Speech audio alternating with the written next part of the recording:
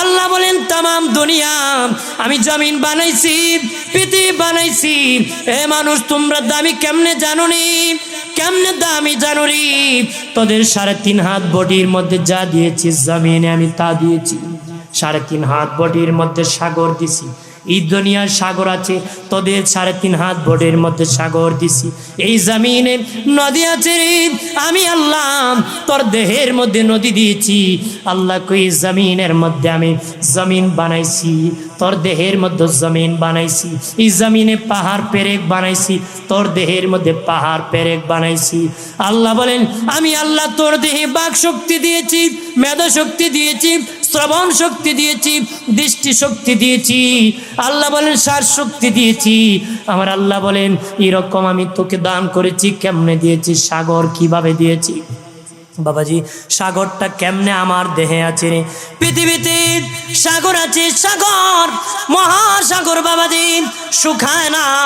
মহাসাগর জীবনে শুকায় না। মহাসাগরের মধ্যে পানি আর পানি। আল্লাহ বলেন বান্দা বান্দি, আমার বান্দা বান্দি, তোর জিহ্বার নিচে আমি একটা সাগর পিট করে দিয়েছি। জীবনে কোনোদিন শুকাবে না রে। প্রত্যেকে এখনই অনুমান করে দেখেন জিহ্বার নিচ থেকে পানি উঠতেছে। এটি বাবা 3.5 হাত দেহের সাগর। একটু চিল্লায় বলে আল্লাহু আকবার। জিহ্বার নিচে দেখেন পানি উঠতেছে। পানি যদি সাগর না থাকলে আমার মতন ব্যক্তি ওয়াজ করা সম্ভব হতো না, কোনো ব্যক্তি রোজা রাখা সম্ভব হতো? গলা আটকা পড়ে যেত, গলা চিপা মেরে দিত বাবাজি। আল্লাহ বলেন হে বান্দা বান্দি, আমি জমিনে সাগর দিয়েছি, তোর 3.5 হাত বডির মধ্যে সাগর দিয়েছি। আল্লাহ বলেন জমিনে আমি নদী দিয়েছি, তোর 2টা চোখে নদী দিয়েছি, তোর 2টা চোখে আমি নদী দিয়েছি। নদী দিয়েছি। ওই নদী যখন 1000 জীবাণু বালু পড়তেছি, তোর পাতি নাড়াচাড়া দিতেছে, নদীর পানি মেডিসিন মারছি, নাড়াচাড়া ক্লিন পরিষ্কার হয়ে যাবে। আল্লাহকে আমি নদী দান করেছি। আল্লাহ বলেন জমিন বানাইছি মাটি, নরম মাটি দিন, তোর দেহে জমিন বানাইছি নরম গোস্ত দিন। আল্লাহ বলেন আমি জমিন বানাইছি নরম মাটি দিন, তোর দেহে জমিন বানাইছি নরম গোস্ত দিন। আল্লাহ বলেন আমি জমিন যখন বানাইছি জমিন টকবক করে, জমিন নড়াচড়া করে, জমিন স্থির হয় না। আল্লাহকে আমি তখন পাহাড়কে পেরেক দিছি, পেরেকের দ্বারা জমিনকে স্থির করছি, একুরিট করছি, একুরিট জায়গায় জমিন থেমে গেছি, মজবুত করেছি। ঠিক বান্দা বান্দি, আমি আল্লাহ তোমাদের দেহে গোস্ত যখন জমিন দিয়েছি নড়াচড়া করে রে, গোস্ত হালাহালি করে নড়াচড়া করে রে, তখন আমি আল্লাহ তোর দেহে পেরেক পাহাড় দিয়েছি, হাড্ডি, হাড্ডি দিয়ে তোর গোস্তকে মজবুত করে দেহে বসায় দিছি। আরো আসতে কোন সুবহানাল্লাহ। যার হাড্ডি ভাঙ্গে জায়গা বেটা হাড্ডি আঁকা বাঁকা, হাড্ডি বাঁকা হয় বেটা বাঁকা হইলে কেমনি ভাঙ্গা গেছে কথা কেন? এই পেরেক ভেঙ্গে গেলে গোস্ত আঁকা বাঁকা হয়ে যায়, গোস্ত কি আঁকা বাঁকা হয়ে যায়। আল্লাহকে হাড্ডিকে আমি পেরেক দিয়েছি, গোস্ত দিয়ে জমিন দিয়ে মজবুত করে দিয়েছি। ভাইরা আমার আল্লাহ শ্বাস শক্তি দিয়েছে জিহ্বার, জিহ্বার মধ্যে দিয়েছে, এটা আল্লাহর কুদরতি হাতিয়ার। শুনে না বাবাজি, এইখানে দিলে বুঝবে না কেমন, এইখানে দিলে বুঝবে না, এইখানে দিলে বুঝবে না, এইখানে দিলে বুঝবে না, কোথায় দিলে বুঝবি? জায়গায় দিলি লবণ কম না বেশি, টক না মিষ্টি কেমন বলে দিবে।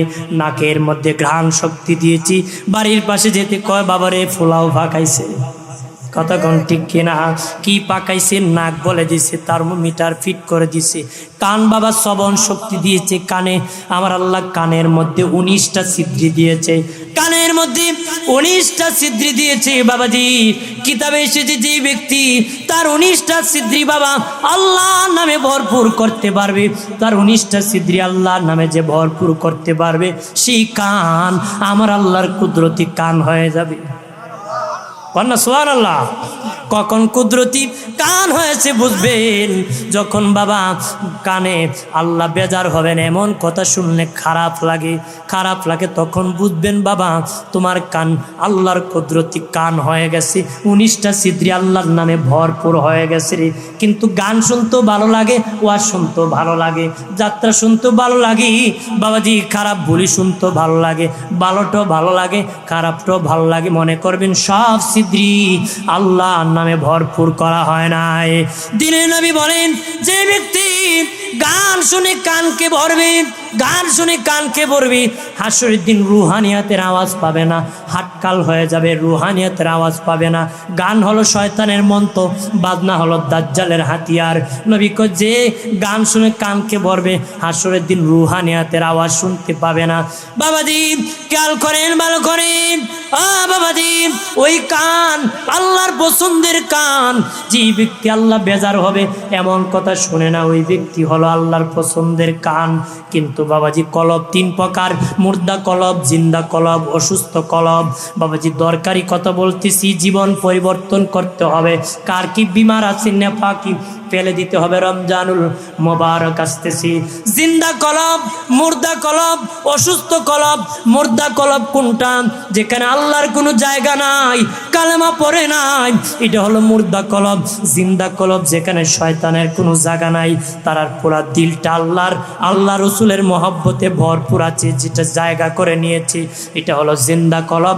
আর অসুস্থ কলব ওইটা বাবা পাপ করতেও ভালো লাগে, নেক করতেও ভালো লাগে, খারাপ কাজ করতে ভালো লাগে, ভালো কাজ করতেও ভালো লাগে, এটা অসুস্থ কলব। বাবাজি সুস্থ হতে হবে, সুস্থ হতে হবে। ও বাবাজি আমার আল্লাহ দৃষ্টি শক্তি দিয়েছে চোখের মধ্যে, দৃষ্টি শক্তি চোখে দিয়েছি বাবাজি।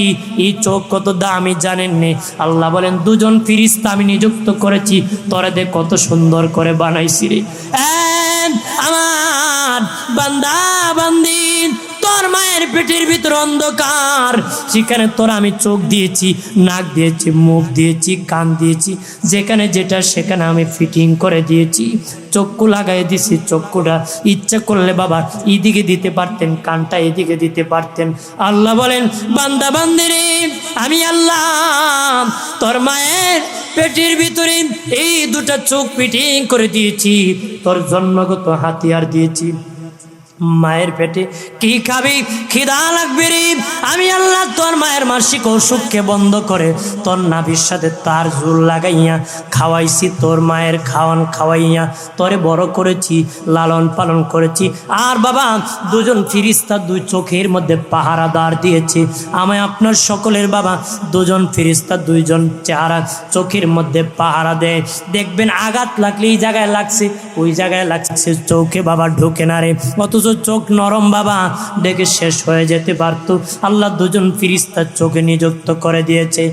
আর 2 ঠোঁটের মধ্যে 2 জন ফেরেশতা আমার আল্লাহ বারে তাআলা ফিটিং করে দিয়েছে। তারা বাবা দুরূদ শরীফ লেখি, দুরূদ শরীফ লেখি বাবা। দুরূদ যত পড়বেন 2 জন ফেরেশতা হেফাজত করবে 2 ঠোঁটের মধ্যে লিখে দিয়েছে। এক শ্রেণীর মুসলমান দুরূদ পড়তে চায় না, আমি কই ছাগল যেমন পানিতে নামতে চায় না, তারাও বাবা দুরূদ পড়তে চায় না, ঠিক কি না? ছাগল যেমন পানিতে নামতে চায় না, তারাও দুরূদ পড়তে চায়। 7 মাসে ছাগল জিহ্বা বের করে দিছে, মালিকের দরদ লাগলো একটু পানিতে নামায় দি, কিন্তু বাবা এই দরদ তো মানে না, জিহ্বা বার করলো, সামনের 2 ঠ্যাং দিয়ে কুটি মাইরা দাঁড়ায় থাকে না। আপনি দেখবেন পানি দিয়ে টানবেন, এর সামনে 2 ঠ্যাং দিয়ে এমন কুটি মারছে, আর লড়ে না, দড়ি সিরা, মালিক পানিত বুড় দিছে, পিছনে দৌড় হদা হয়, ঠিক না? ঠিক প্রাণের বাবাজি, ওই বাবাজি দুরূদ শরীফ পড়বেন বেশি বেশি করে।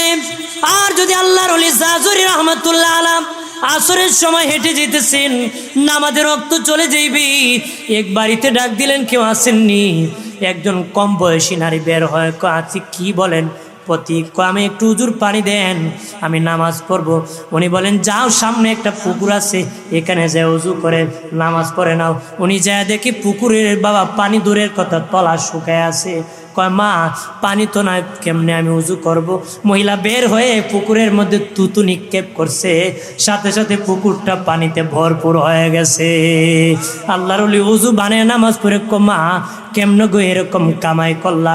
আমি আমার বাবা দিন শিখাইছেন, কোরআন শিখাইছেন, আর আমি বিবাহের পরে স্বামীর কদর করি।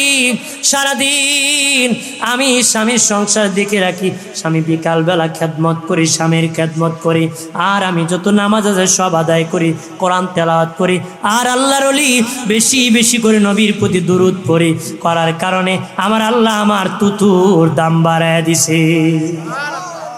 আমরা তো সারাদিন খালি কেমনে খাজা লাগতো, কেটে ঝগড়া লাগতো কেমনে, ইদান্দা কি করতো, কিন্তু ভয় নাই দুজকের, কবরের ভয় নাই, হাসরের ভয় নাই, চিন্তা আছে দুনিয়ার, আল্লাহর ভয় নাই। মানুষ ভূতরে ডরায়, আল্লাহরে ডরে না। মহিলারা যুগরে ডরায়, আল্লাহরে ডরে। কথা কথা ভাইরা আমার খেয়াল করেন ভালোভাবে বাবাজি, আল্লাহর ভয় অন্তরে আনতে হবে, আল্লাহর ভয় আনতে হবে। আমার আল্লাহ আমাকে আপনাকে সুন্দর করে বানাইছে, শুকরিয়া আদায় করতে হবে, বেশি করে সৌন্দর্যের শুকরিয়া আদায় করতে হবে। আয়নার মধ্যে চেহারা দেখিয়া, সুন্দর চেহারা দেখে শুধু বাবা কি করবেন না, নিজেকে খুব বাহাদুর মনে করবেন না, আল্লাহকে বলবেন মালিক ও আল্লাহ, তুমি চেহারা যেমন সুন্দর বানাইছো, আমার ভিতরটা তেমন সুন্দর বানায়ো, বাহির যেমন বানাইছো ভিতরটা তেমন বানায়ো, বাহির যেমন বানাইছো ভিতর তেমন বানায়ো। এইরকম ভাবে দোয়া করতে হবে, আল্লাহর কাছে চাইতে হবে, আল্লাহ যতদিন বাঁচায় রাখবা, হাত পাও ভালো রাখো, আমাকে যেন প্রতিদিন তোমাকে সেজদা করতে পারে, রুকু করতে পারে। মানুষ নাককে মর্যাদার প্রতীক মনে করে, কপালকে ভাগ্যের প্রতীক মনে করে। কপাল আর যদি মর্যাদা বাড়াতে চান, ভাগ্য পরিবর্তন করতে চান, 5 বেলা নাক আর কপাল লাগায় সেজদা দেন আল্লাহকে, ভাগ্য পরিবর্তন হবে, ইজ্জত বেড়ে যাবে, সম্মান বেড়ে যাবে রে এ বাবাজি। এরপরে আল্লাহ বলেন মানুষ আবার নিচু থেকে নিচু, এত নিচে চলে যায়, হাইওয়ান জানোয়ারও এত নিচে যায় না। মানুষ এত খারাপ হন, মানুষ আল্লাহ সুন্দর করে বানাইছি, আবার মানুষটা আবার অসুন্দর হয়, তার মানে চরিত্র সুন্দর হয়। মানুষ কালো সাদা দিয়ে সুন্দর না বাবা, চরিত্রে সুন্দর ওই মানুষটা সুন্দর, চরিত্র খারাপ ওই মানুষটা খারাপ। আলী রাদিয়াল্লাহু তাআলা আনহু বলেন বুজুর্গের থেকে আদর্শ উত্তম, বুজুর্গের থেকে আদর্শ উত্তম। বুজুর্গের বুজুর্গি ধ্বংস হয়ে যেতে পারে, আদর্শওয়ালার আদর্শ ধ্বংস হবে না। হযরত আলী আরো বলেন দোকানের তালা খুললে বোঝা যায় এটা কয়লার দোকান না স্বর্ণের দোকান, দোকানের তালা খুললে বোঝা যায় এটা কয়লার দোকান না স্বর্ণের দোকান। বাবাজি যে মানুষ ভালো বাবাজি কে ভালো? যার দিল ভালো সে মানুষ ভালো, যার দিল ভালো না সে মানুষ ভালো না। লোকমানে হাকিমকে তার মনে বলেছিল তুমি নাকি অনেক জ্ঞানী, তুমি একটা ছাগল জবাই করে সবচেয়ে উৎকৃষ্ট জিনিসটা এনে দাও। সে বাবা দিল আর কলিজা এনে দিছে, আর একটা ছাগল জবাই করো সবচেয়ে নিকৃষ্ট জিনিসটা এনে যাও। সে দিল আর কলিজা আবার দিয়ে দিছে। তখন ডেকে বলেন হাকিম লোকমান, তুমি প্রথম বললাম ভালোটা, কলিজার দিল এনে দিলাম, পরে বললাম মন্দটা, কলিজার দিল এনে দিলাম। পরে শুনেন বাদশাহ, যার দিল ভালো সে মানুষ ভালো, যার দিল ভালো না সে মানুষ ভালো না। সে মানুষ ভালো হলে কালো হলে সমস্যা নাই, মানুষ খারাপ হলে বাবাজি যদি একদম ফর্সা হয়, বিশ্ব সুন্দরী হলে কোনো ফায়দা নাই। বিশ্ব সুন্দরী হইল কোনো ফায়দা না। বিশ্ব সুন্দরী তো এডি হইতে পারে যেটা বেশি কাপড় খুললে আনতে পারে, কথা বলেন না ঠিক কিনা? যত বেশি কাপড় খুলবো তত বড় বিশ্ব সুন্দরী হইব। নাউজুবিল্লাহ ক আমার মানে বাবাজি। আর বাবাজি ওই মানুষই আবার চতুষ্পদ জানোয়ারের মতন হয়ে যায়, 4 পায়ের জানোয়ারের মতন হয়ে যায়। তারা নিচে চলে যায়। আরেকটা ব্যাখ্যা হলো বাবাজি, মানুষ এত নিচে যায়, কোনো কুকুর লাঠি বর করে হাঁটতে হয় না, মানুষ লাঠি বর করে হাঁটতে হয়। কোনো কুকুর চশমা পরতে হয় না, মানুষ চশমা পরতে হয়। কোনো কুকুরকে নিজ হাতে খাওয়াইতে হয় না, মানুষকে খাওয়াইতে হয়। ওই মানুষ এত নিচে যায় বাবা, দুর্বল। আল্লাহ কো আমি মানুষ পাঠাইছি, খুব দুর্বল করে বাড়াইছি, কথা বলতে পারে না, নিজে খেতে পারে না, কেউ খাওয়াইলে খায়, মা দুধ খাওয়ায়, কান্না করলে বুঝে কথা বলতে পারে না। এটা বড় করতে করতে করতে 33 বছর পর্যন্ত আমি বড় করছি। 33 থেকে 40 তার যৌবনটা অ্যাকুরেট রাখছি, সমান রাখছি। 40 থেকে আবার ভাঙ্গন শুরু করছি। ভাঙতে ভাঙতে আমি আল্লাহ এত দুর্বল বানাইছি, নিজে নিজে খেতে পারে না, নিজে নিজে হাঁটতে পারে না, নিজে নিজে চলতে পারে না। ও বাবাজি, এত দুর্বল হয় কন্নব জানোয়ার, এত দুর্বল হয় না রে। মানব শ্রেষ্ঠ হয়েছে, মানুষকে বিবেক দিয়েছে, আদালত দিয়েছে। মানুষ দামি হয়েছে গায়ের শক্তি দ্বারা না বাবা, বাচ্চা জন্ম দেওয়ার না। বাচ্চা জন্ম দিয়ে মানুষ দামি হয় না, খাবার খেয়ে মানুষ দামি হয় না। এ বাবাজি, শক্তি দিয়া মানুষ দামি হয় না। শক্তি দিয়া মানুষ দামি হলে হাতিও দামি হতো, হাতি সবচেয়ে বেশি শক্তি। বাবাজি, খাবার খেয়ে মানুষ দামি হলে হাতি আনাম কলা গাছ ঢুকায়, কলা গাছ বাহির করে, ওটার দাম বেশি হতো রে, হতো কিনা? আল্লাহ কর রহমান আল্লামাল কুরআন খালাকাল ইনসান।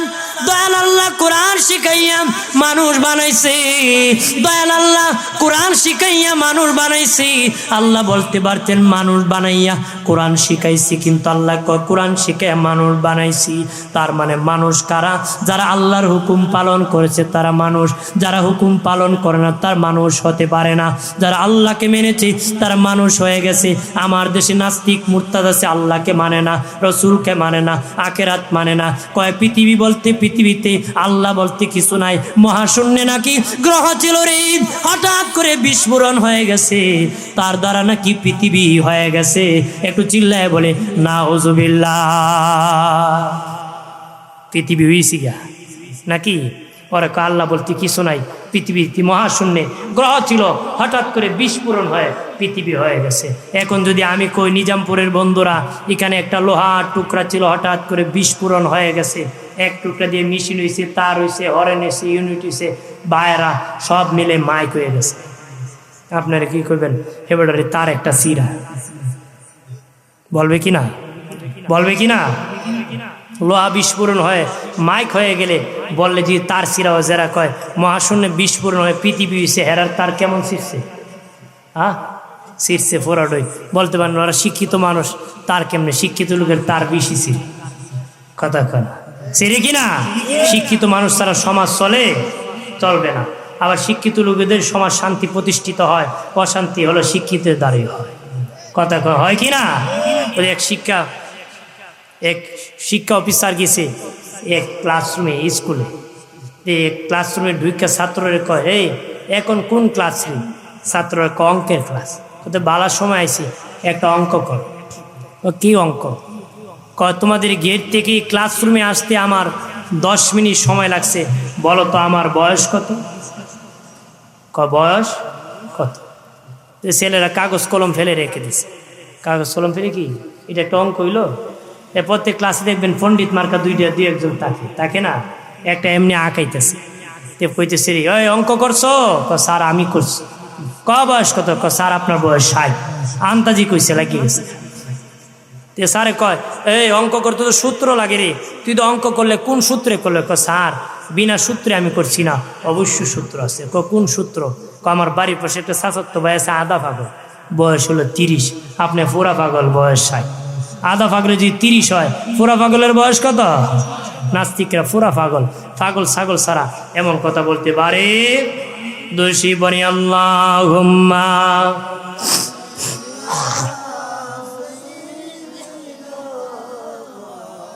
তোমার কথা তো দুই দেরিতে যাই না, এখন একসাথে যাইতো।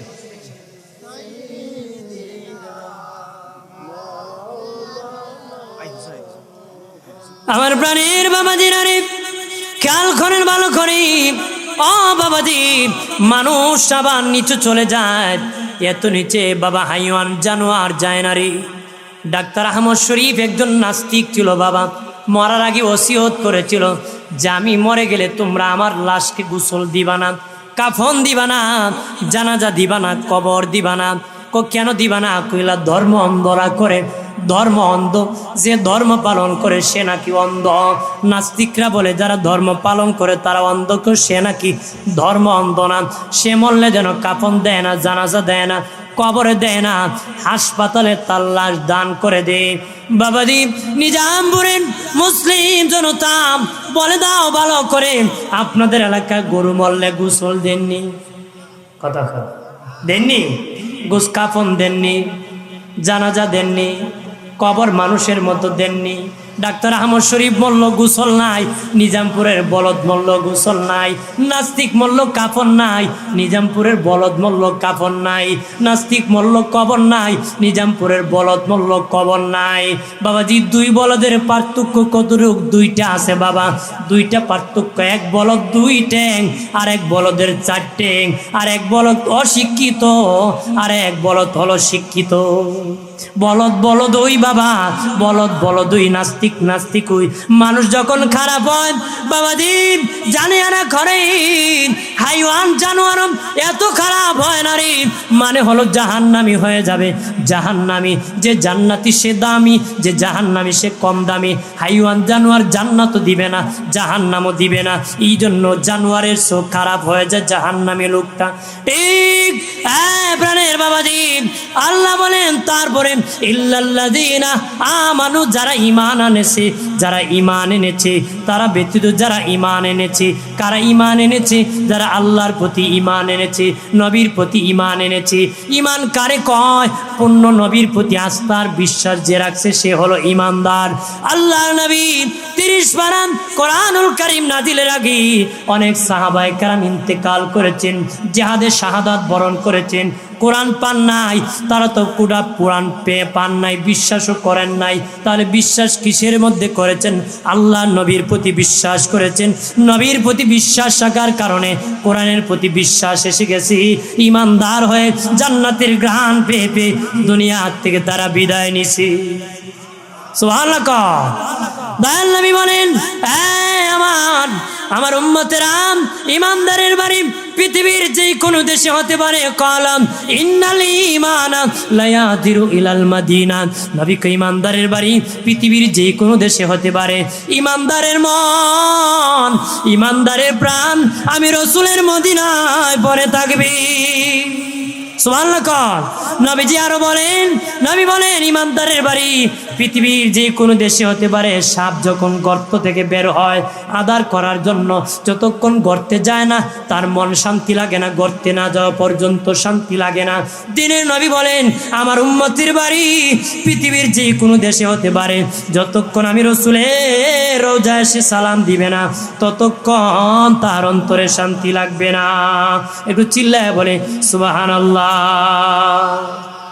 আমার প্রাণের বাবাজি খেয়াল করেন, ভালো করেন, কেমন ঈমানদার আমরা আর সাহাবায়ে কেরাম কেমন ঈমানদার।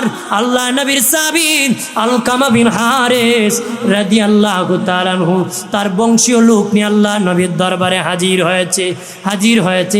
নবীজি বললেন বাবা তোমরা কে রে? উনি বলেন আমরা হলাম মুমিন। নবী বলেন মুমিন বলতে উনি ঈমানদার দাবি করছেন, আমরা হলাম ঈমানদার। দিনের নবী বলেন এ বাবা আলকামা তুমি যে মুমিন, কিসের ভিত্তিতে মুমিন দাবি করো?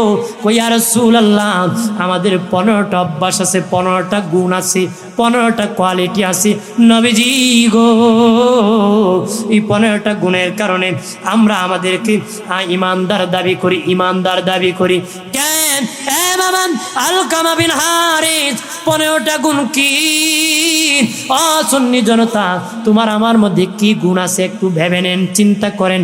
আলকামা বিন হারিস কোন নবী 5টা হলো ঈমান, 5টা আমল, 5টা বংশীয় স্বভাব, বংশীয় বাবার স্বভাব আছে, 5টা হলো আমলের স্বভাব, 5টা হলো ঈমানের স্বভাব।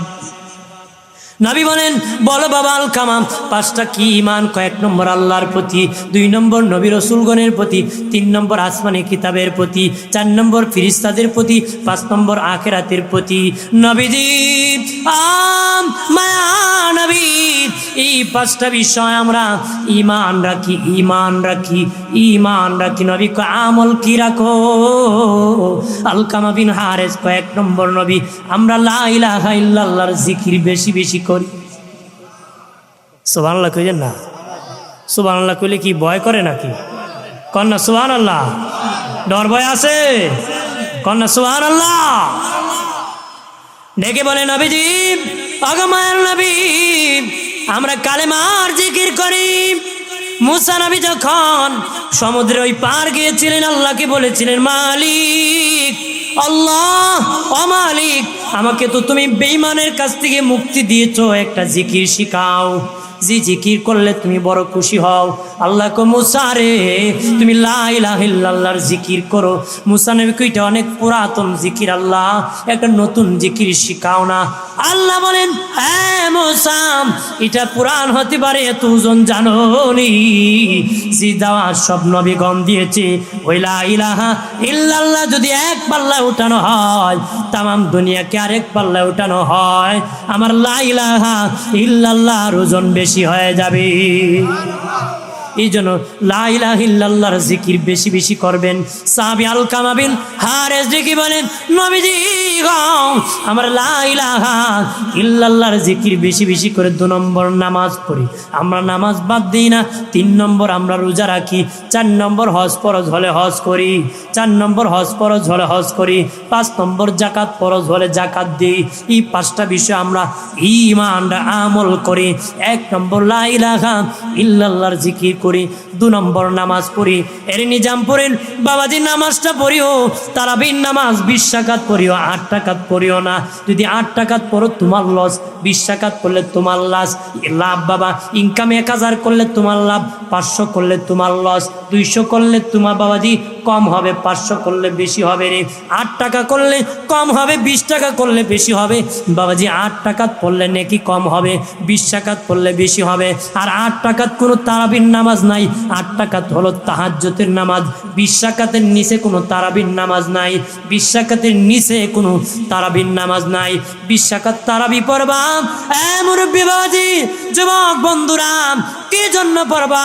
অনেকের জীবনে অনেক ফরজ নামাজ কাজা আছে, কাজা আছে। 1 ওয়াক্ত নামাজ ছেড়ে দিলে 2,88,000 বছর জাহান্নামের আগুনে জ্বলতে হবে। ফজরের 2 রাকাত ফরজ নামাজ যদি ছেড়ে থাকেন, আমল নামায় 140 রাকাত সুন্নত নামাজ যদি থাকে, 140 রাকাত সুন্নত নামাজ থাকলে বাবা 2 রাকাত ফরজ না পড়ার অপরাধ আমার আল্লাহ ক্ষমা করে দিবি। এই জন্য তারাবির সুন্নত নামাজগুলা বেশি বেশি করে করবেন। মামাজি 3 নম্বর উনি বলেন আলকামা বিন হারেস বলেন নবীজি আমরা রোজা রাখি, রোজা রাখবে রে। জোয়ান বয়সে যদি রোজা না রাখতো বুড়া কালে পারবা না। জোয়ান থাকতে বাবা রোজাটা শক্ত করে রাখো রে বাবাজি, তাহলে বুড়া কালে সারবা না। রোজা রাখবা, রোজা ভাঙবা না, রোজাটা ভাঙবা না, রোজাটা ভাঙবা না। রোজা যে রাখবি হাসরের দিন আল্লাহ তারে সম্মান করবে, ইফতারির দাওয়াত করবে, আল্লাহ নিজে ইফতারি খাওয়াবে। আমার আল্লাহ নিজে রোজাদারকে ইফতারির দাওয়াত দিবে, আমার আল্লাহ নিজে ইফতারের দাওয়াত দিয়ে খাওয়াবে। আর ফেরেশতারা করবে বিচার শেষ, আপনার বান্দারে এখনো খায়, তাদের বিচার কখন হবে? আল্লাহ কবু খাওয়ানে বিচার চলে না। আমার বান্দা সারা জীবন রোজা রাখছে, এখন বুঝি খাইতেছে, আর বিচার করব নাকি? তোরা সাক্ষী থাক, মাফ করে দিছি। রোজার বিনিময় আমি কইছি আমার রোজা আমার জন্য যত নেকি দরকার তত দিব মিজানের পাল্লায়। জান্নাতি হওয়ার যত নেকি দরকার তত দিয়ে দিলাম, আমার বান্দা জান্নাতি বেহেশতি বানায় দিলাম। ধরে কোন সুবহানাল্লাহ। আমার দেশে বহু লোক আছে রোজা না রেখে 1 পাপ করছি, ইফতার না করে ডাবল পাপ করতাম না, আছে না? রোজা রাখছে না কিন্তু ইফতারি দাওয়াত মিস করে না, যে বলা কি আজির হয় রোজা 3 দিন ধরে খাইছে না, আছে কি না? আর বাবা রোজাদার এত বেহুশ হয় না, হে বেটা যত বেহুশি যায় খালি গপ অতিভক্তি সুরের লক্ষ্য। বলেন মসজিদ ইমাম সাহেব রুকু সেজদা করিয়া সূরা ফাতিহা পড়ে কাছাই লিছে, হে সেজদা দেউ বাপ বালা না, জুতা শরীর লক্ষ্য। খিরসুরি জুতা শরীর লক্ষণ আছে, ইমামের সাথে তো বড় হওয়ার কথা না। হাজিরিন এনে কাছে ইফতারির সময় হাজির হয়, বোঝা যাবে এটা ইফতারি খাইছে না, এই 3 দিন ধরে খায় না। এক ইমাম সাহেব গেছিল এক বেটার বাড়ি ইফতারি দাওয়াত খাইতে, দেখে ভাই তুমি রোজা রাখো নি, ইফতারিতে খাইতাম। হুজুর আমার বড় জিগান জীবনে নিয়ে আমার একটা রোজা ভাঙ্গাইতে পারছে। হুজুর জিগা গো তোমার স্বামীর নাকি জীবনে একটা রোজা তুমি ভাঙ্গাইতে পারছো? হুজুর রাখেন, তাই রোজা রাখলেন আমি ভাঙ্গাইতাম। জীবনে রাখছুই না, জীবনে কি রাখছি না। তোর করে খাওয়ান দানা রে, আমি পলাই। তে কয় না হুজুর আমার বউ রাখে তো, খাইলেন। জিগা গো তুমি রাখো নি? হুজুর আমি আগা মাথায় রাখি। মহিলা জিত থাকে না, এক মহিলা হুজুর বুঝছি না, আগা মাথায় বিড়ি ফইলা রাখে, শেষে রাখে, মাঝখানে ফুটটুস। মাঝখানে কি আমার বানের বাবাজি খেয়াল করেন ভালো করে। ও বাবাজি আলকামা বিন হারেস বলে নবীজি মায়া নবী 4 নম্বর আমাদের নবীজি যাকাত ফরজ হলে আমরা যাকাত দিই। যাকাত দিবেন। যাকাত কাকে দিবেন 1 মিনিটে বলে দিই পয়েন্ট বাবা। বাংলাদেশে রমজান টু রমজান হিসাব করে যাকাত দেওয়া হয়। আমরা মনে করি ভিক্ষুকরে যাকাত দিলে সব বেশি হইব না, ভিক্ষুকরে দিলে 10 গুণ সব হয়, পাড়া প্রতিবেশীকে দিলে 70 গুণ সব হয়। নিজের ভাই যদি গরিব থাকে, রক্তের মধ্যে কেউ গরিব থাকে, আত্মীয়র মধ্যে দিলে আমার আল্লাহ 700 গুণ সব আমল নামায় দিবি। কয়শো গুণ? দিনে নবী বলেন তুমি আপন ভাই ধনী আছো, আরেক ভাই গরিব আছে, তোমার গরিব ভাইকে যাকাত দিয়ে দাও, যাকাত আদায় হয়ে যাবে। তবে নবী নিষেধ করেছে ভাইকে বলবা না ভাই তোমারে আমি যাকাত দিতেছি। যদি বলো ভাই যাকাত দিতেছি, ভাইয়ের মনে কষ্ট পাবে। নবী কয় বইবে ভাই তোমারে আমি ঈদ করার জন্য টাকা দিতেছি, ভিতরে ভিতরে ধরে নিবেন যাকাত দিছি, আমার আল্লাহ তোমার যাকাত আদায় করে দিবি। এরপরে বলে নবীজি হজ ফরজ হলে হজ করি। এরপরে বলে মায়া নবী হলো 5টা আমল আর 5টা বংশীয় স্বভাব। 5টা বংশীয় স্বভাব বলে আমার আলোচনা সমাপ্তি। বলতেছি ইয়া রাসূলুল্লাহ আমার বংশীয় স্বভাব 1 নম্বর বংশীয় স্বভাব হলো নবীজি হলো আমরা যখন ঘরে খাবার থাকে গো আমরা পেট ভরে খাই আর বেশি বেশি করে আল্লাহর শুকরিয়া আদায় করি। পেট ভরে খাই, বেশি করে শুকরিয়া কি আমরা পেট ভরে খাইলে এর সমালোচনা যায় না, কথা হয় না। তোরা যদি খাওন থাকে কারে ধরবো, কারে খাইবো, কারে মারবো, এটার কোনো ঠিক থাকে?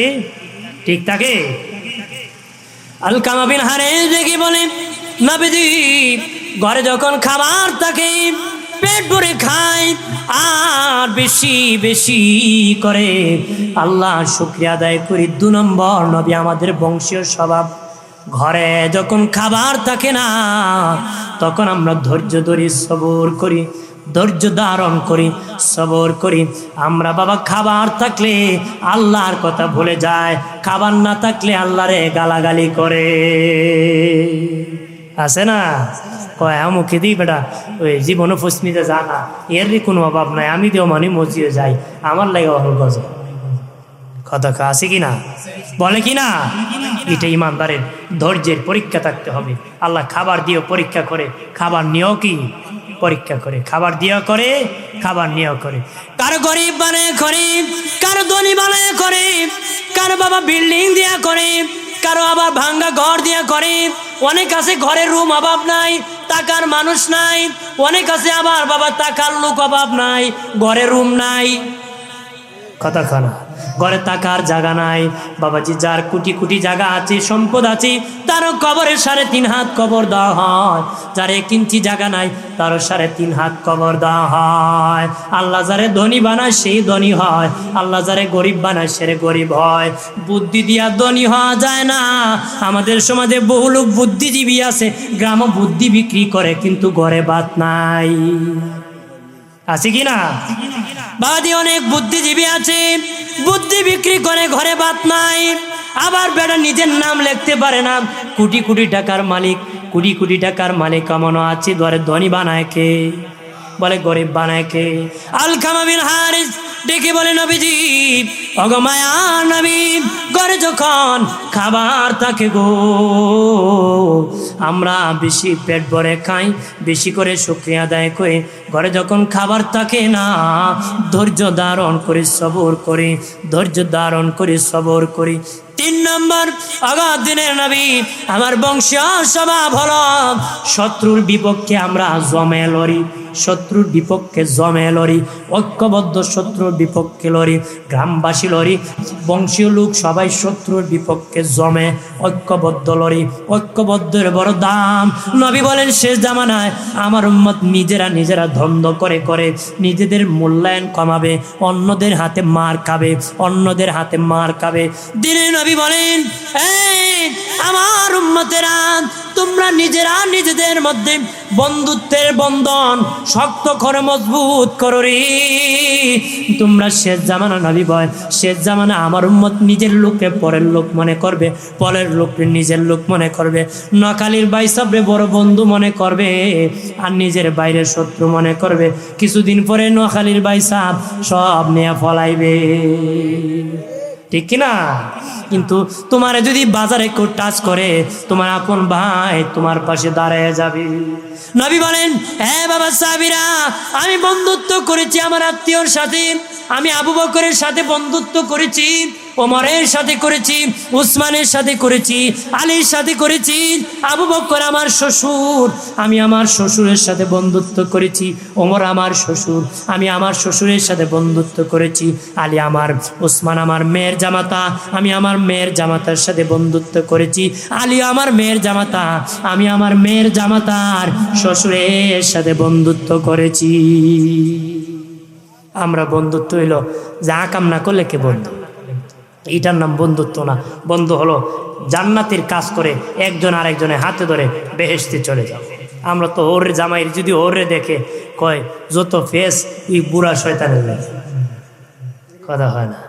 আর ওরে জামাইরে দেখলে কয় এই গুন্ডার দ্বারা আমার ফুরি দিয়া যে মুসিবত পড়ছি। তাহলে মিল মোহব্বত নাই। আতস নবী কয় আবু বকর আমার বন্ধু, আমার শ্বশুর, ওমর আমার বন্ধু, ওমর আমার শ্বশুর, উসমান আমার জামাতা, উসমান আমার বন্ধু, আলী আমার জামাতা, আলী আমার বন্ধু। জোরে বলে আলকামা বিন হারিস বলে নবীজি ও মায়ের নবী, আমরা শত্রুর বিপক্ষে জমে লড়ি, ঐক্যবদ্ধ লড়ি। 4 নম্বর আলকামা বিন হারিস বলে নবীজি গম, শত্রু যখন বিপদে পড়ে তখন তামসা দেখি না, সাহায্য করি সাহায্য করি সাহায্য করি। বাবাজি শত্রু যখন দেখে বলে সাহাবী বলে নবীজি শত্রু বিপদে পড়লে সাহায্য করি। মেয়ে বিয়ে দিতে পারে না, বিয়ের ব্যবস্থা করি। ঘরে আগুন লাগলে আগুন নিবানোর ব্যবস্থা করি। সে অসুস্থ হলে ডাক্তার দেখানোর ব্যবস্থা করি। আমরা তো শত্রু বিপদে পড়লে তালি মারি, কথা কয় ও বহুদিনে সিপায় পড়ছো, এটাই অপেক্ষা। এটা কোনো মমিনের গুণ না বাবা, এটা নবীর উম্মতের গুণ হতে পারে না। উম্মত ওই ব্যক্তি কেউ বেখায় না পড়ে গেছে আরে আমরা তো বীর, আমরা তো উম্মতে মুহাম্মদের কাপুরুষ নাম, কোন দুর্বলের প্রতি আমরা আক্রমণ করি না রে। আমার নবীর সুন্নত ছিল জিহাদের মাঠে যাইও, কাফের দেখে আগে আক্রমণ করা হতো না, কাফেররা আক্রমণ করলে প্রতিবাদ করা হতো। এটা আমার নবীর সুন্নত, কোন দুর্বলকে আক্রমণ করা যাবে না। আলকামা বিন হারিস বলে নবীজি ও মায়ার নবী, শত্রু যখন বিপদে পড়ে তখন সাহায্য করি।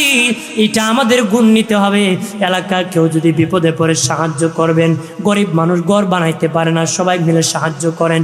যদিও তোমার শত্রু মেয়ে দিতে পারে না, বদনাম করবেন না, তার মেয়েটা বিয়ের ব্যবস্থা করে দিবেন।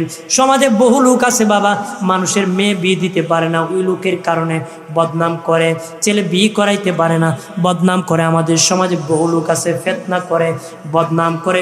শত্রু নিজের ঝগড়া আছে কিন্তু আপন ভাই ভাইয়ের বদনাম করে করে অধপতন দেয়। নিজের ভাতিজার নামে ভাতিজির নামে গীবত করে, বদনাম করে। কবিরা কবিরা গুনাহ, একটা কবিরা গুনার জন্য 7000 বছর জাহান্নামের আগুনে জ্বলতে হবে। একটা কবিরা গুনার জন্য 7000 বছর জাহান্নামের আগুনে জ্বলতে হবে। বাবা তোমার কথার দ্বারা যদি একজনে একটা উপকার হয়, উপকার করে দাও। মুখ দিয়ে সত্য কথা বলো, অসত্য বলিও না। হক কথা বলো, বেহক বলিও না। বাবাজি হকের দাওয়াত দাও, বেহকের কথা বলিও না রে। সৎ পথে আদেশ করো, অসৎ কাজে নিষেধ করো। এটা উম্মতে মুহাম্মদীর দায়িত্ব রে। আর আলকামা বিন হারিস বলেন মায়ার নবী 5 নম্বর হলো, 5 নম্বর আমাদের বংশীয় স্বভাব হলো নবীজি যেখানে থাকি সেখানে আমার আল্লাহর শরণ আমরা রাখি। কন্যা সুবহানাল্লাহ। যেখানে থাকি সেখানে স্মরণ রাখি। আমরা তো বলা চা খাওয়াইলে আল্লাহরে ভুলে যায়, দুধ খাওয়াইলে আরো বলে যায়, 100 টাকা দিলে আরো বলে যায়, 1000 দিলে আল্লাহরে বাদ দিয়ে মানুষের লে জীবন দিব কয়। কতক্ষণ ঠিক কিনা? আর সাহাবী ডেকে বলে, নবীজি ও আমার নবী, যেখানে থাকি সেখানে আল্লাহর স্মরণ রাখি। আল্লাহ নবী বললেন, বাবা সাহাবী 15টা অভ্যাস বলেছো। আলকামা বিন হারিস বলে, নবীজি তাহলে কি আমরা মুমিন? নবী কয়, হ্যাঁ বাবা তোমরা মুমিন, এই 15টা অভ্যাসের কারণে তোমরা মুমিন। তবে রে বাবা সাহাবী, আমি রাসূলুল্লাহ তোমাকে 5টা উপদেশ দিব, তোমাদেরকে 5টা উপদেশ দিব, রাখবানি। কই ইয়া রাসূলুল্লাহ, মায়ের নবী আমার বংশীয় লোক নিয়ে এসেছে আপনার কাছ থেকে উপদেশ নেওয়ার জন্য, বলেন গো বলেন কি উপদেশ? নবী বলেন, বাবা সাহাবী 1 নম্বর উপদেশ, যেখানে যেটা খাইবা না সেটা জমাইবা না, যেখানে খাইবা না সেখানে তোমরা জমাইবা না রে।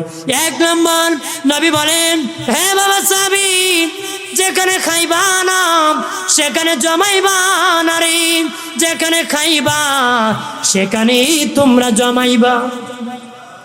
কন্যা সুবহানাল্লাহ। আর জোরে ক বাবাজি, দুনিয়া আমরা টাকা জমাই বাবা, জমাই কিন্তু খেতে পারি না, জমাই কিন্তু খেতে পারি না, জমাই খেতে পারি না। নবী কয়, যেখানে জমাইলে খাইতে পারবা না সেখানে তোমরা জমাইবা না, যেখানে খাইবা সেখানে তোমরা জমাইবা। কই খাইবা বাবা? কবরের যদি নেকি কামাই করে যা, হাসরের জান্নাত কামাই করতে পারবা। কি কামাই করবা বাবা? ওইটা কামাই করবা, জান্নাত কামাই করবা, জান্নাত জান্নাত কামাই করে যাবা। দিনের নবী আরো বলেন, আমার উম্মতেরা, বাবা আলকামা বিন হারিস, যেখানে থাকবা না সেখানে বাসা বাড়ি বানাইবা না, যেখানে থাকবা না সেখানে বাসা বাড়ি বানাইবা না, যেখানে থাকবা সেখানে বাসা বাড়ি বানাইবা, যেখানে থাকবা সেখানে বাসা বাড়ি বানাইবা না। কত বড় বড় বিল্ডিং বানাইছো বাবা, থাকতে পারবা না রে। মা আয়েশা বলেছিলেন, ইয়া রাসূলুল্লাহ নবী মরণের পরে দুঃখের সময় কোনটা গো? নবী 3টা যন্ত্রণার কথা বলেছে। এর মধ্যে একটা হলো যখন লাশটা ঘর থেকে বাহির করা হবে, যে ঘরে আপনি আমি আছি, ঘর থেকে বাহির করা হবে, আর মুর্দার রূহ বলবে, বাবা এই ঘর বানানোর জন্য কত পরিশ্রম করেছি, কত নামাজ কাজা করেছি রে, কত মিথ্যার আশ্রয় নিয়ে নিয়ে ঘর বানাইছি, আমি বাবারে কিছুক্ষণ ঘরে থাকতে দাও। নবী আয়েশা পৃথিবীর কেউ মানে না, ঘর থেকে বাহির করে দিবে। সেদিন বড় মুর্দার রূহ কষ্ট ভাবে কান্না করবে, পৃথিবীর কোনো সন্তান নাই, বাবারে ঘরের মধ্যে দাফন করে দিবে, দাফন করে দিবে। প্রাণের বাবাজি খেয়াল করেন ভালোভাবে। নবী বলেন, বাবা সাহাবী তোমরা ওই জায়গায় ঘর বানাইবা না, যে জায়গায় থাকবা না ওই জায়গায় ঘর বানাইবা, যে জায়গায় থাকবা। আমরা কবরে থাকবো, কবরে ঘর বানাবো, কবর শান্তির ঘর বানাবো। হাসরে যেন বাবা জান্নাত কামাই করে, আসল বাড়ি জান্নাত কামাই করে যেতে পারি। রাজি আছি? আমরা কোন ঘর কামাই করব? জান্নাত। আমাদের বাবা আদম রে বানাইছিল কোথায়? জান্নাতে। আমাদের আসল বাড়ি জান্নাত। আমাদের জন্ম কোথায়? জান্নাতে। আমরা সেই বাড়িতে যেতে হবে। আমাদের সেই কি? এই জন্য নবী কইছে, যেখানে থাকবা না সেখানে ঘর বাড়ি বানাইবা না, যেখানে থাকবা সেখানে ঘর বাড়ি বানাইবা। এই 4টার পরে 5 নম্বরে নবী কয়, বাবা যেখানে থাকবা সেখানে আল্লাহর ভয় অন্তরে রাখবা। আমার বানের বাবাজি, বাবাজি খেয়াল করেন ভালো করে। আমরা আমাদের মাথার তালু থেকে পায়ের তালু পর্যন্ত সব অঙ্গগুলা দেখবো, আর মালিকের শুকরিয়া বেশি বেশি করে আদায় করবো। আল্লাহ চিনার কুদরত। আমার দেহে অভাব নাই, আপনার দেহে অভাব নাই, বেশি বেশি করে গোলামি করব। রমজান মাসের রোজা রাখবো, রোজা রাখবো। একটা রোজা রাখলে 10টা রোজা রাখার সব পাওয়া যায়। যেহেতু রমজান সামনে, কয়েক মিনিট রোজার বলে দে, একটা রোজা রাখলে 10টা রোজা রাখার সব পাওয়া যাবে। যে ব্যক্তি 1 মাস রোজা রাখবে তারা বাবা 300 রোজা রাখার সব আমল নামায় পাবে। কয়শো? 300 রোজা রাখার সব পাবে। আর বাবাজি শাল মাসির 6টা রোজা যেই ব্যক্তি রাখবে, 6 × 10 = 60, ওই 36টা রোজা বাবা 360। যে ব্যক্তি 36টা রোজা রাখবে দীর্ঘ 1 বছর রোজা রাখার সওয়াব পাবে। সুবহানাল্লাহ। দীর্ঘ 1 বছর, যেই বছর থেকে তোমার আমার রোজা ফরজ, থেকে তোমার আমার উপর রোজা ফরজ আছে বাবাজি, বা ইন্তেকালের বছর পর্যন্ত যদি রাখতে পারেন তাহলে সারা জীবন রোজা রাখার সওয়াব পাওয়া যাবে। সারা জীবন কি রোজা রাখার সওয়াব পাওয়া যাবে। নিজেও রাখতে হবে, পরিবারকে রাখার কথা বলতে হবে, সন্তানকে বলতে হবে। নিজে রাখে না আরেক বেটার বদনাম খায়, নিজের চেহারা দেখে না আরেক বেটার কথা খায়। আসি কি না? নিজের চেহারা আয়নাতে নিজে দেখেন। আগে তো আয়নাও না আসিল না, কেউ চেহারা কেউ চিনত না, নিজের চেহারা নিজে কি চিনত না। আয়না যখন বাইরিলো বেটা বাজার থেকে একটা আয়না কিনে নিছে। কি কিনে নিছে? কিনে নিছে। বাবা আর ছেলে দেখবেন চেহারা কিন্তু কাছাকাছি থাকে, থাকে না? কাছাকাছি থাকে। তে বেটা যখন আয়না তার চেহারার সামনে নিছে দেখে বাপের মতন দেখা যায়, কারণ তার চেহারা সে চিনে না। তার চেহারা কি? তখন কয় বাবা বহুদিন আগে মরে গেলা, একজনও দেখা দিলাম, এখন আয়নার ভিতরে তুমি আইলা। বেটা কান্দে। বউ কার সাথে কাঁদো? দেখোস না আমার বাপ আইছে, বাপের সাথে। বউ কত হলে আপনার আব্বারে আমিও দেখছি না, একটু আমার দেখাও।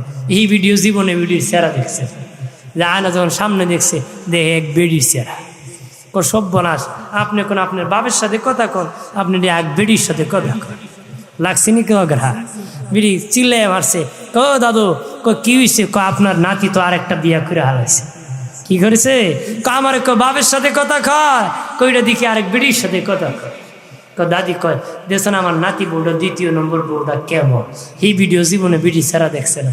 না আনা দিয়ে দেখে সাদা দাঁড়ে ফাঁকনা এক বিড়ি দেখে করে ভাই বিয়া করতে করতে জোয়ান করতে এটা আমার মতন বুড়া একটা করছে।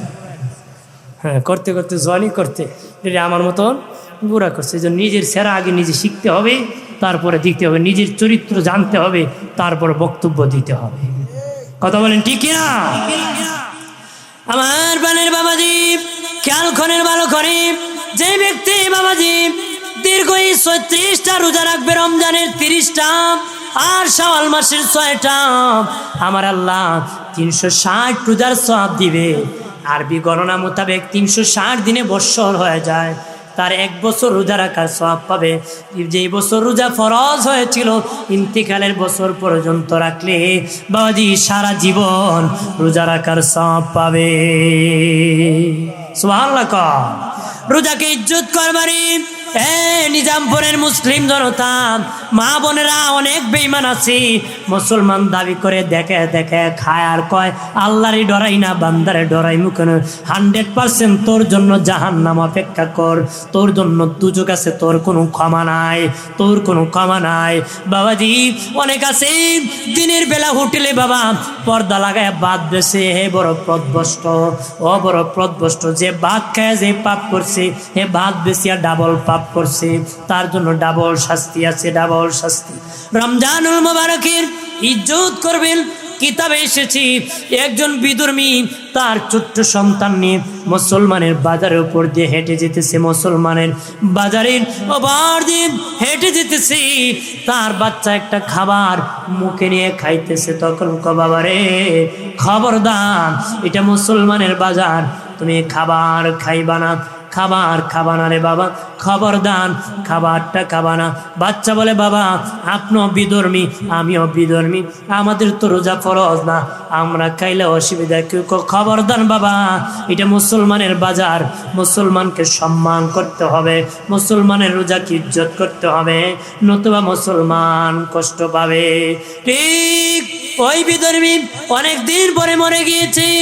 একজন আল্লাহর ওলির সাথে স্বপ্নে সাক্ষাৎ, উনি দেখি বিধর্মী আল্লাহর জান্নাতে ঘোরাঘুরি করতেছে, আল্লাহর জান্নাতে ঘোরাঘুরি করতেছি। তখন আল্লাহর ওলি বলেন তুমি তো বিধর্মী ছিলা, তুমি কেমনে জান্নাতে গেলা রে, তুমি কেমনে জান্নাতে গেলা? সে ডেকে বলে আগান আল্লাহর ওলি, আমি ইন্তিকালের সময় আর বিধর্মী থাকি না, কালেমা নসিব হয়েছিল। কেমনে? মুসলমানের বাজারের উপর দিয়ে ছেলে হেঁটে গিয়েছিল আমার সাথে খাবার খাইতে, বাজার প্রাচীর হয়ে আমি দাঁড়িয়েছিলাম, সন্তান খাবার খাবা না, মুসলমানের রোজাকে ইজ্জত করতে হবে। ঠিক আমার আল্লাহর কাছে ইজ্জত পছন্দ হয়ে গেল, মরণের সময় আমার আল্লাহ ফিরিস্তা পাঠাইয়া কালেমা পড়াইয়া আমার জন্য ইজ্জতের ব্যবস্থা জান্নাত রেডি করছি।